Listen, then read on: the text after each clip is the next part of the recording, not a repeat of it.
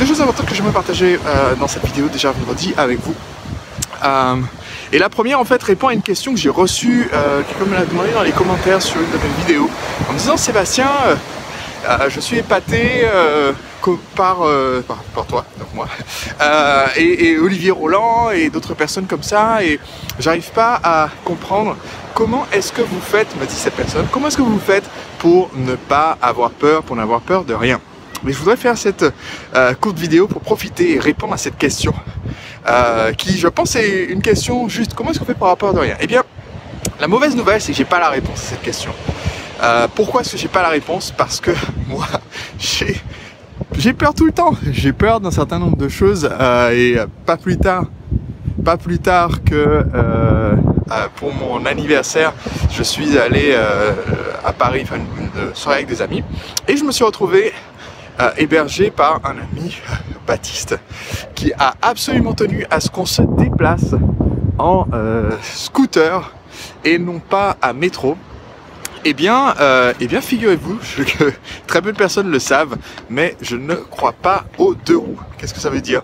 Eh bien, ça veut dire que malgré ma formation d'ingénieur et malgré le fait que de nombreuses personnes ont déjà essayé de m'expliquer comment ça fonctionne et comment ça se fait que une moto puisse tenir debout alors qu'elle a que 2 points d'attache sur le sol et que ça ne se casse pas la figure à la moindre, au moindre faux mouvement, eh bien je n'y crois pas, j'y crois pas. J'ai essayé, j'y crois pas.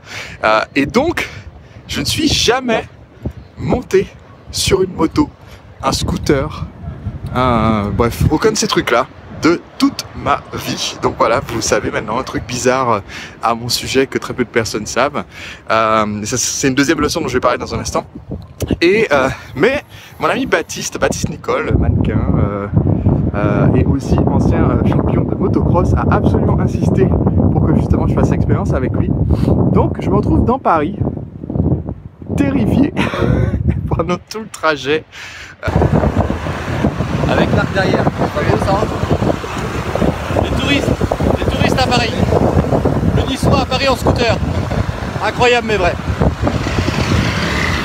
Alors il n'a pas trop fait le fou, hein, heureusement, il n'a pas essayé de me faire justement le trajet en motocross, mais j'avais peur tout le temps, depuis le début jusqu'à la fin, et je vais utiliser cette leçon sur comment Sébastien est juste terrifié d'être à l'arrière d'un scooter, juste pour souligner que c'est pas du tout le fait de ne pas avoir peur qui nous permet d'atteindre notre rêve, qui nous permet de devenir un entrepreneur libre.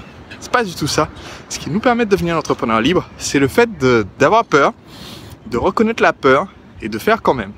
Et ça, par contre, je le fais souvent. Avoir peur et faire quand même.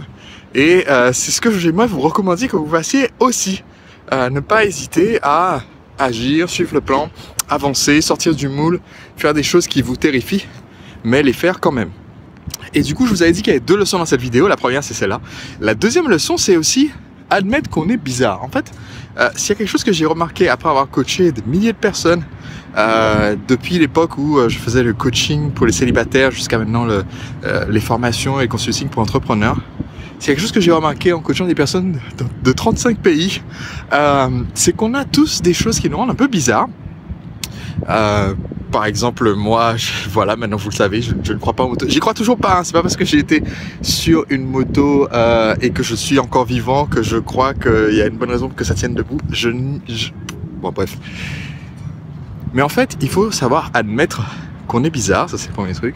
Il faut savoir aussi reconnaître que vos clients, vos prospects, les gens à qui vous voulez vendre vos produits et services, ils ont aussi leurs spécificités, ils ont aussi leurs petits défauts, ils ont aussi les choses qui les rendent un peu bizarres et que vous n'allez pas comprendre. Même si vous connaissez vos prospects, vos clients sur le bout des doigts, vous n'allez pas toujours comprendre. Vous allez dire, mais je leur ai donné la solution, pourquoi est-ce qu'ils n'appliquent pas la solution?